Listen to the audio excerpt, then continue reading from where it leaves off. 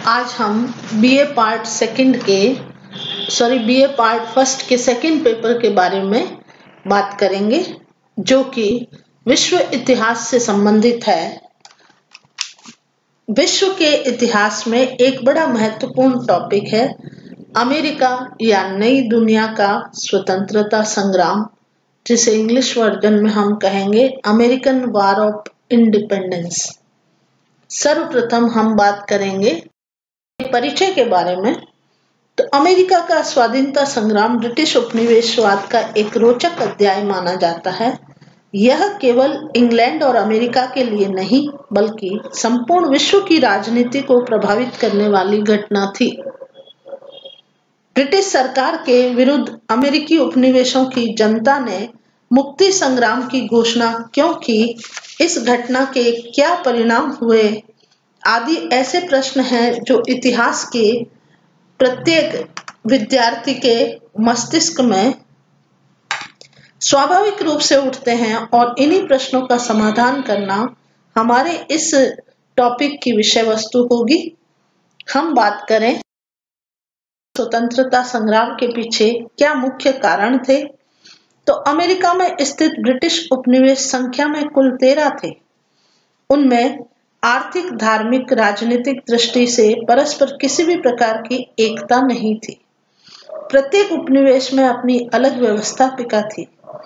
Great Britain द्वारा अपने उपनिवेशों पर बहुत सीमित मात्रा में अधिकार रखा जाता था, और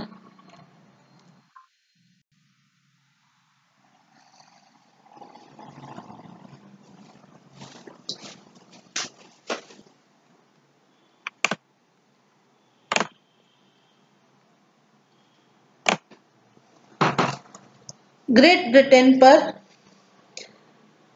अपने उपनिवेशों पर एक बहुत ही सीमित मात्रा में अधिकार रखा जाता था। प्रत्येक उपनिवेश में ब्रिटिश सरकार द्वारा एक गवर्नर जनरल की नियुक्ति की जाती थी।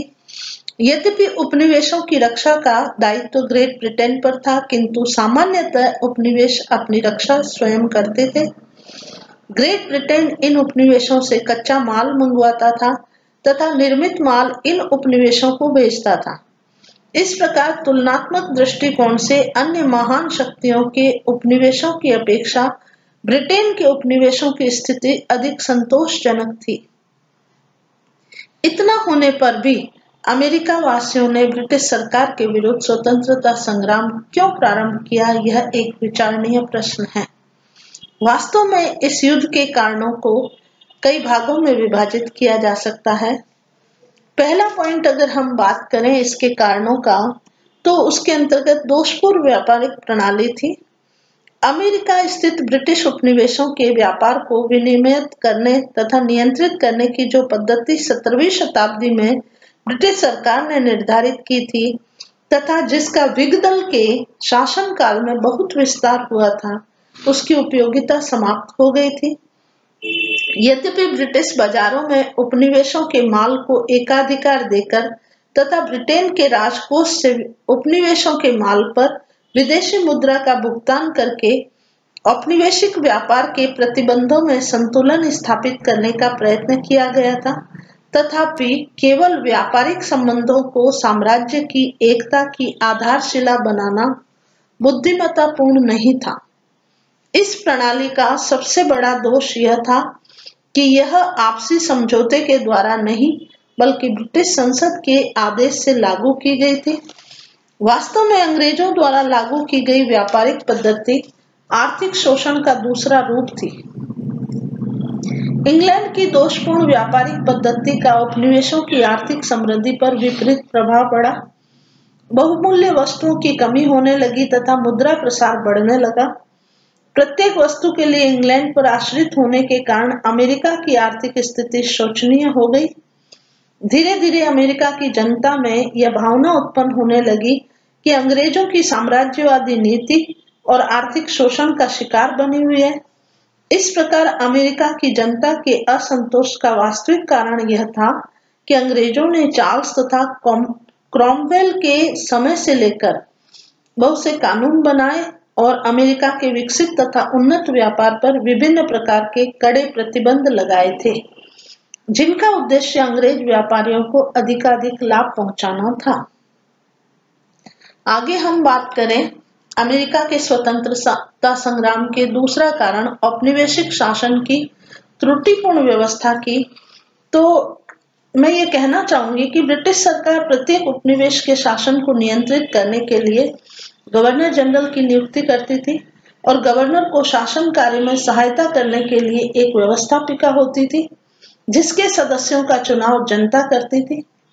गवर्नर कार्यकारिणी के सदस्यों का मनोनयन ब्रिटिश ताज द्वारा किया जाता था। व्यवस्थापिका जनता के प्रति उत्तरदायी होती थी जबकि कार्यकारिणी ब्रिटिश सम्राट के प्रति उत्तरदायी होती थी। कानून का निर्माण करना तथा कर निर्धारण करना व्यवस्थापिका का कार्य था, किंतु सबसे बड़ी विडंबना यह थी कि व्यवस्थापिका द्वारा निर्मित कानूनों को स्वीकार करने अथवा उन्हें रद्द करने का पूर्ण अधिकार गवर्नर जनरल को था।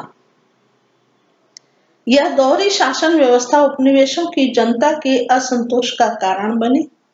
उपनिवेशवासी अपने आंतरिक मामलों में अधिक राजनीतिक स्वतंत्रता चाहते थे, जबकि इसके विपरीत इंग्लैंड उपनिवेशों के आंतरिक मामलों को अपने नियंत्रण में रखने के उद्देश्य से अधिकतम हस्तक्षेप करता था, जो उपनिवेश की जनता को पसंद नहीं था। हम बात करें अगले कारण की, तो अगला कारण था सप्तवर्षीय युद्ध का प्रभाव। कनाडा में फ्रांस के उपनिवेश थे और अमेरिका की जनता को सदैव फ्रांस से इस बात का भय बना रहता था कि फ्रांस आक्रमण करके अपना आधिपत्य स्थापित न कर ले। इसी भय के कारण अमेरिका की जनता ने ब्रिटिश सरकार का विरोध नहीं किया था, किंतु सप्तवर्षीय युद्ध में फ्रांस की पराजय तथा कनाडा पर इंग्लैंड के अधिकार ने परिस्थिति को बिल्कुल बदल दिया। फ्रांसीसी संकट के समाप्त होते ही अमेरिका वासियों का उत्साह बढ़ गया और उन्होंने इंग्लैंड के विरुद्ध अपने हितों की रक्षा करने तथा स्वतंत्रता प्राप्ति के लिए प्रयत्न करना प्रारंभ कर दिया। इसके अतिरिक्त सप्तवर्षीय युद्ध में इंग्लैंड को आर्थिक समस्याओं का सामना करना पड़ा। उसका राष्ट्रीय ऋण बढ़ गया था, किंतु अमेरिका की जनता को इंग्लैंड की समस्याओं के प्रति कोई सहानुभूति नहीं थी। उसका तत्कालीन उद्देश्य आर्थिक और